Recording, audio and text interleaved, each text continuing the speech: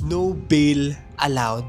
Yan ang umugong na usap-usapan sa Thailand matapos hulihin ang isang lalaki dahil sa pagkamatay ng kanyang girlfriend na natagpuang nasa lapag lamang.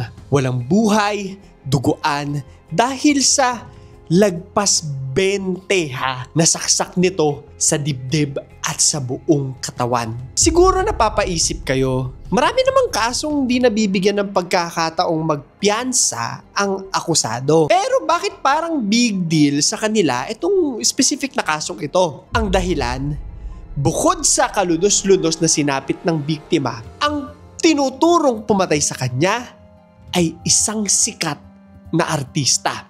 Kung ikaw, di ba, maririnig mo yung paborito mong artista dito sa Pilipinas, hindi na tayo magpapangalan, no? Tapos sabihin, si ganito, sinaksak ang isang babae, no? At siya ay yung sikat na boyfriend at kinagigiliwan na aktor ng lahat. Nakakagulat talaga yan, di ba? Isa na naman tong kwentong nakakakilabot at many times nakakapanghina na ilalahad ko sa inyo ngayong gabi.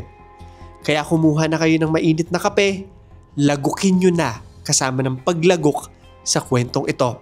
Siguraduhin yung medyo manamis-namis ang inyong kape dahil medyo mapait ang pag-uusapan natin ngayong gabi. Sino nga ba si Toy Thanapat? At siya nga ba ang pumatay sa babaeng mahal niya? August 5, 2021, isang normal na biyernes lamang sa Thailand ang naging masalimuot matapos lumabas ang balita na meron niyang 25 years old na babae yung natagpuan na patay sa loob ng isang kwarto dahil sa higit 20 saksak sa dibdib at katawan na nabanggit ko sa inyo kanina. Pero hindi lang yan yung gumulantang sa lahat ha, dahil yung sinasabing salarin ha, hindi pa natin alam sa ngayon, isang kilalang Thai actor. Ang 21 years old pa lamang noon ha, na si Toy Thanapat. Ayon sa mga naunang report, sinabi ni Toy na sinaksak ng girlfriend niya ang sarili na naging dahilan ng pagkamatay nito. Yun yung parang alibay ba? Pero ano nga kaya ang nangyari? At totoo nga kaya na self-inflicted yung mga natamong saksak ng babae ayon sa kanyang sabi, no? O isa nga kaya itong crime of passion. Marami na akong naikwento sa inyo, pero masasabi ko ha na isa ito sa mga pinaka-misteryosong kaso po na narinig ko. Misteryoso? Hindi dahil hindi pa rin nalalaman, medyo spoiler alert kung sino ang salarin, kung hindi dahil ilang taon din bago nagkaroon pa man ng balita tungkol sa kasong ito. At tila ba iniwasan maglabas ng dagdag na detalye? Tila patungkol dito. Bago natin simulan ng kwento, tungkol sa Thailand po ang kwentong ito at kung gusto nyo mapanood ang aking vlog sa Thailand, bumisita po ako dyan. Kamakailan kaya medyo inspired akong gumawa ng mga murder stories from Thailand. Meron po akong second channel, travel channel ko po yan. Umiiyak po ako dyan. Lahat ng emosyon, naramdaman ko dyan. Ilalagay ko po sa ilalim ang link kung gusto niyo mapanood yan. Pero, diretso muna tayo sa ating kwento ngayong gabi. Sino ba si Toy Thanapat? Si Thanapat Tanachakulpisan o mas kilala bilang Toy Thanapat ay isang Thai actor na ipinanganak sa Chonburi, Thailand noong June 27, 2000. Naku, magkasunod pala kami ng birthday. 28 ako Pero hindi ako year 2000. Gen Z pa ata ito. Isa siyang papasimulang aktor, no? Supporting actor na nakilala sa dramang Why Are You? Ayan, isang Thai BL o boys love series. Nakita ko nung nasa Thailand ako, talagang sikat yung mga BL talaga sa kanila. Kung hindi ako nagkakamali kasi, no, biglang sumikat yung mga BL or even yung mga GL din, series ng Thailand, dito sa atin sa Pilipinas during pandemic. I think from 2019 pa lang, no? And then talagang nag-boom nung pandemic talaga. At itong Why Are You ay nirelease noong peak ng interest ng mga tao sa mga BL stories noong 2020. Isa si Toy sa mga naging unang miyembro ng tinatawag na Domundi Boys mula sa YouTube channel na Domundi TV. Isa tong grupo ng mga content creators sa Thailand na nagsimula ng mga prank at saka mga travel content bago napasama sa mga BL drama kagaya na nga lang nung Why Are You? Isa sa mga nagpasikat sa kanya ay yung role nga niya dito sa Why Are You bilang si Zen. Ito yung dahilan kung bakit nakilala siya at nagkaroon ng napakaraming mga fans. Sure ako, miski sa Pilipinas, may fans din siguro siya. Bukod pa dito, naging main host din siya sa mga shows kagaya ng Watching It in Sendai at Watching It in Japan Season 4. Dahil sa mga projects na yan, masasabi nating around 2020, 2021, talagang gumaganda ang career nitong si Toy Tanapat. Bukod pa rito, maganda na rin daw ang net worth ng aktor dahil sa dami ng mga project niya sumisikat diba? Ganun yun pag fresh ka, bagong-bago ka, talagang uulanin ka ng mga proyekto. Kaya naman I can imagine how shocked his fans were matapos kumalat ang balitang sangkot siya sa isang madugong krimen. Although BL actor siya, straight male siya in real life, no? At nagkaroon siya ng romantic relationship sa isang internet celebrity na si Chatsaran Suwanakit. Mas matanda ng 4 years sa kanya ang babae, kaya naman nung 21 si Toy, nung 2021, 25 years old naman si Chatsaran. By 2021, the said couple is already living together. Live-in na sila sa isang apartment sa Bangkok. Diyan ako nagstay. Pero sabi nga nila, di ba, living together is possibly one step closer to living apart forever. Diyan mo kasi makikilala yung tunay na ugali ng partner mo kapag kasama mo na siya sa loob ng iisang tahanan. So ano nga kaya yung nangyari diyan sa apartment nila at bakit nauwi sa isang malagim na krimen ang pagmamahalan ng dalawang sikat na celebrities na ito? Ikinugulat ng mga Thai ang balita noong August 5, 2021 na na-detain ang aktor na si Toy Tanapat matapos mamatay dahil nga sa multiple stab yung girlfriend nito. Multiple. Madami. Ayon sa kwento ng mga pulis, mga bandang 1:30 AM daw. Madaling araw. Nakatanggap sila ng report na isang babae ang nasaksak sa isang 2-story townhouse on Liap Kong 2 Road, Klong Samwa District, Bangkok, Thailand. Dahil sa nasabing report, agad nagpunta sa pinangyarihan ng mga pulis, forensic officials at rescue workers para rumesponde, ngunit yung bumungad sa kanila ay yung katawan na nga nitong si Chatsaran Suwanakit.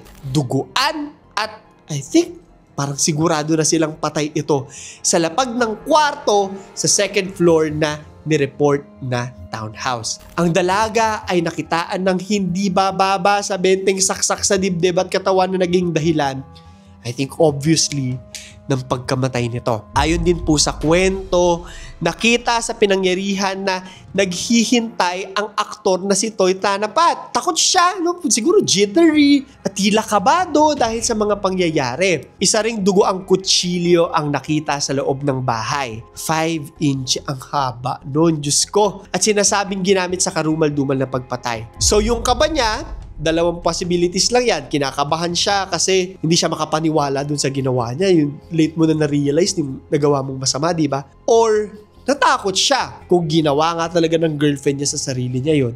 Pero 20, parang ang hirap, di ba? Hindi nagtangkang umalis sa bahay o tumakas si Toy, kaya naman siya yung unang kwestiyon ng mga pulis sa kung anong nangyari. Ayon sa statement na binigay niya, nag-iinom daw siya ng beer kasama si Chatsaran hanggang 10 PM noong August 4, Huwebes, no? Matapos nila mag-inuman, umakyat sila patungo doon sa kwarto nila at doon nagsimula yung pagtatalo. Laseng, so nag-aaway na, and it has something to do with his work. Siguro dahil, hula ako lang, no? Kasi kung artista ka, di ba, may mga pagseselosan ka, punong-puno ng mga gwapo at magaganda ang buhay artista eh. So hindi malabo na may gano'n. Eh yun ay hula ko lang, di ba? Sinabihan daw siya nito na mag-empake at lumayas na doon sa townhouse na tinutuluyan nila dahil sa pag-aaway nila. Nag-empake naman daw ng mga gamit si Toy, ngunit tuloy-tuloy pa rin daw ang pag-aaway ng girlfriend sa kanya. Kumbaga parang, syempre, galit na eh, bumubugso na yung emosyon eh. Matapos ang ilang sandali ay bumaba daw sa kusina ang dalaga at bumalik na meron ng dalang kutsilyo. Natakot daw si Toy na baka saksakin ng dalaga ang sarili kaya sinubukan niyang agawin ng kutsilyo na hawak nito at dahil daw sa pag-aagawan nila, nasaksak ng maraming beses sa dibdib ang girlfriend niya at sinasadya rin daw ng babae na saksakin ang sarili nito ng maraming beses. Medyo mahirap imaginein kung ano yung nangyari dyan. It's either nagsisinungaling or nagsasabi ng totoo. Pero may mga bagay na hindi nagme-make sense, di ba? Kung nag-aagawan sila, paano nangyari na umabot sa higit sa 20 yung saksak sa katawan ni Chatsaran? Kung iisipin kasi siguro kahit isa or dalawang saksak kung hindi sadya, di ba? Matitigilan na sila pareho. Masyasya ka na, ay, hala, sorry, nasaksak kita. May ganon, di ba? Lalo na kung marami na yung dugo na nawawala. At bakit ang laki ng window between 10 p.m. to 1:30 a.m.? Sa kanya ni-report sa pulis yung pangyayari. Sa kaparehong rason, hindi naging kumbinsido yung mga investigador sa naging salaysay ni Toy. Dahil dito ay napagdesisyonan nilang ipagpatuloy yung investigation at sampahan ng kaso ang binata. Dinala naman sa Police General Hospital ang katawan ng biktima para sa post-mortem examination. Nung lumabas yung balitang to, marami yung nagulat, syempre, nagalit, naawa, iba-iba na talaga yung reaksyon ng mga tao. Yung iba nagulat dahil yung mukha nito ay tanapat. Gwapo artista BL actor So wala mag-iisip talaga na mangyayari yung ganon. Yung iba naman naaawa dahil iniisip nila na baka nga hindi niya kasalanan, baka baliw yung girlfriend, pero hindi na rin kasi natin alam ano yung katotohanan, di ba? Umamin rin kasi ito na may depression at may bipolar disorder na dulot ng pang-aabuso ng mga dati at probably kasalukuyan niyang naging relasyon. Ito yung nakakapagtaka dito. Minsan kasi talaga ang mga tao sa internet sobrang weird.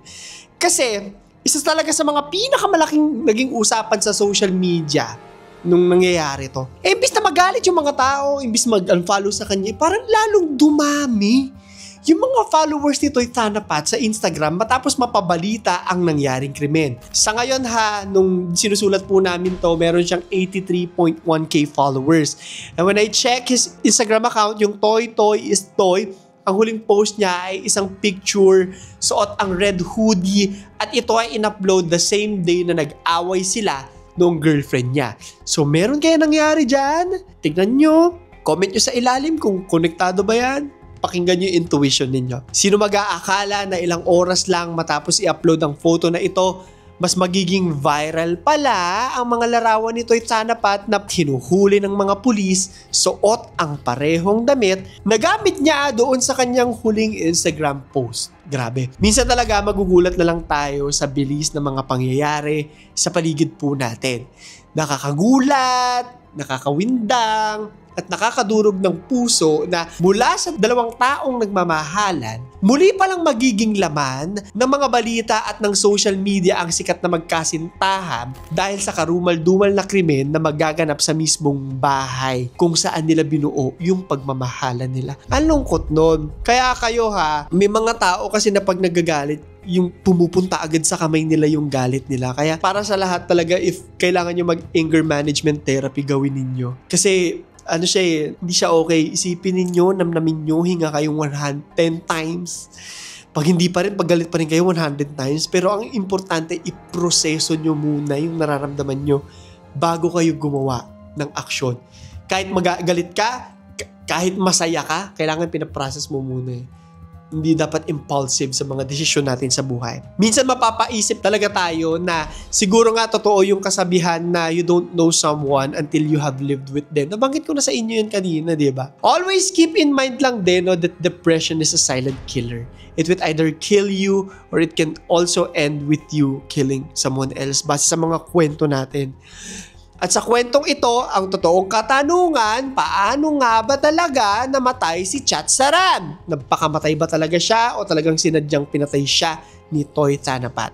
Matapos i-detain ng mga pulis dahil sa pagiging prime suspect sa pagkamatay ng kanyang girlfriend, nag-request ng bail ang kampo ni Toy sa Appeal Court ng Bangkok, Thailand. Ang request na ito ay dinecline kaya naman hindi siya pinayagang magpiyansa. Ayun na, para sa pansamantalang kalayaan. Ayon sa mga pulis, hinimatay ang nanay ng biktima matapos makita ang bangkay nito, pero maging sa ngayon ay hindi pa rin nagbibigay ng statement ang pamilya ng dalaga. Dahil sa duda sa statement na binigay ni Toy ay pinagpatuloy ng mga pulis ang investigasyon sa nangyaring krimen. Noong una talagang ipinagdidiinan ni Toy na aksidente yung nangyari, di ba? Kung ganun ka, you have your whole life ahead of you, sumisikat ka, siguro magsisinungaling ka rin, di ba? Anyway, base sa resulta ng postmortem examination, bukod dun sa lagpas 20 na binabanggit natin kanina pa, no, hindi tumutugma na umabot sa ganito karami yung saksak kung talagang pinigilan ni Toy yung pagpapakamatay ng dalaga. Ayon sa statement niya, di ba? Base sa huling binalita sa kasong ito, di kalaunan ay umamin daw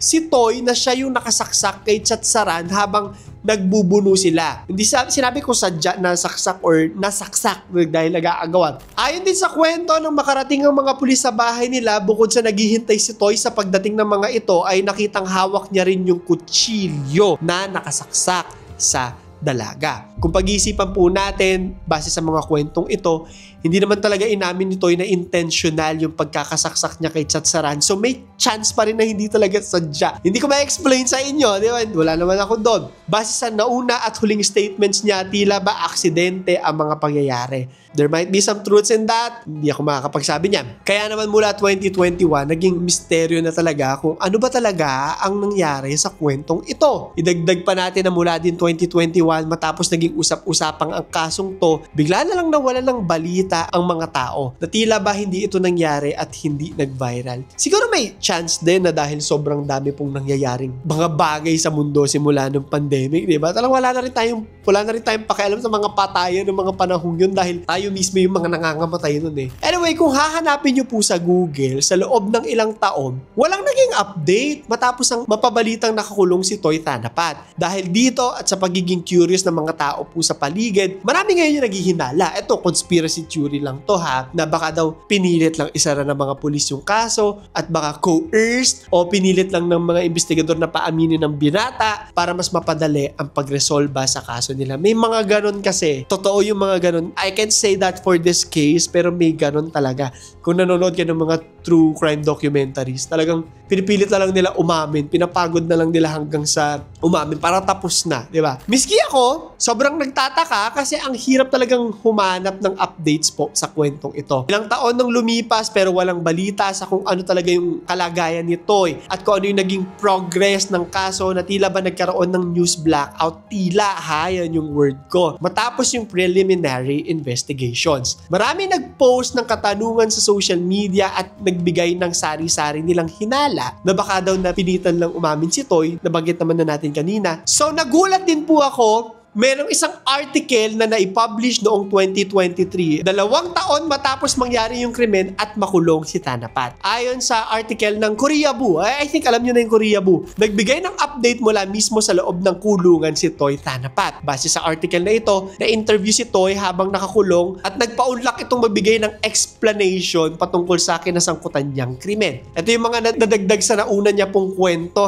Sa araw daw ng insidente, nag-away sila ni Chatsaran patungkol sa trabaho at sa kontrata niya. Okay, lasing daw ang dalaga at bukod sa pinagmumura ay sinampal din siya nito habang sila ay nagkakasagutan. Sabi niya, sinubukan niyang kunin yung mga damit niya at umalis pero sinundan siya ng babae mula sa kusina patungkol sa kwarto, dala ang isang kutsilyo. Pinupok din daw siya nito ng keyboard sa ulo nang sinubukan niyang lumabas. Ayon sa kanya, hindi sinasadyang nasaksak niya ito habang nakikipag-agawan sa kutsilyo. Ang weird lang no, at 20 times nag-aaga. Ang weird lang sa akin no. Of course, hindi ko sinasabi na tama yung hinala ko Matapos niya raw itong masaksak, hindi na daw siya nakagalaw dahil sa sobrang pagkabigla. Pero kahit pa daw marami ng dugong lumalabas dito, tumatawa lang daw yung babae habang nakaupo. Grabe, ang weird. Kung totoo, ang weird nun at nakakatakot at forever ka nang traumatized sa experience na yon. Sabi niya, even though the blood kept flowing, she was sitting and laughing. Kahit umaagos na yung dugo. Parang may series na ganito, di ba? Yung Girl from Nowhere ba yun? I was so terrified of the blood that my body didn't react properly at the time. Nagawa lamang daw niyang tumawag sa mga pulis nang bumalik na yung ulirat niya. Pero pagdating ng mga ito, huli na ang lahat dahil patay na si Chatsaran. May chance din kasi, na totoo yung sinasabi niya. Kasi kung totoo na pero medyo baliw-baliw nga yung babae. Of course, importante pa rin na may evidence pero wala kasi. So, hanggang conspiracy tuyuris lang tayo for now. Anyway, hanggang sa ngayon, kahit pa ilang taon na rin ang lumipas at nananatiling nakakulong si Toy, marami pa rin mga nagdududa at mga haka-haka sa paligid. At kagaya ko, I'm sure marami sa inyo yung confused din dito. May mga nagagalit dahil meron pa rin mga fans ang binata sa likod ng krimen na kinasangkutan nito. At meron din mga nagdududa sa katotohanan sa mga pahayag niya. At dahil nga dalawa lang naman sila na mangyari ang karumal-dumal na krimen, bukod sa kanya, wala nang ibang pwedeng magsabi kung ano ang kasinungalingan at kung ano ang katotohanan. Sabi nga ni Agatha Christie, every murderer is probably someone's old friend. Para sa kasong ito, it was the victim's boyfriend. Nakakatakot, oo. Matapos kong malaman ng kwentong ito, na-realize ko na kahit gaano kalapit sa atin ang isang tao, kahit kasama natin ito sa isang bahay, kahit kamag-anak, kaibigan, o minamahal, darating at darating yung pagkakataon na hindi natin mahuhulaan o malalaman kung ano nga ba yung maaari nilang magawa sa sarili man nila o sa iba. Gusto ko lamang pong promote yung aking Thailand trip, kaya base rin sa Thailand yung ating kwento ngayon. Doon ko dapat ito i-film pero naubusan na ako ng time. May second channel po ako. Iiyak po ako dyan sa 11 years ko dito sa YouTube. So kung gusto nyo mapanood dyan, lalagay ko po yung link sa ilalim. Ito na yung question of the day natin. Mag-like, subscribe at notification bell kayo para sa mga kwentong katulad nito. Sa palagay ninyo, ano nga kaya ang nangyari kay Chatsaran? Nagpakamatay nga ba siya? O sadya siyang pinatay ni Toy Thanapat? Comment nyo sa ilalim. So yun lamang po. Ito si Clara III at ito ang ating kwento.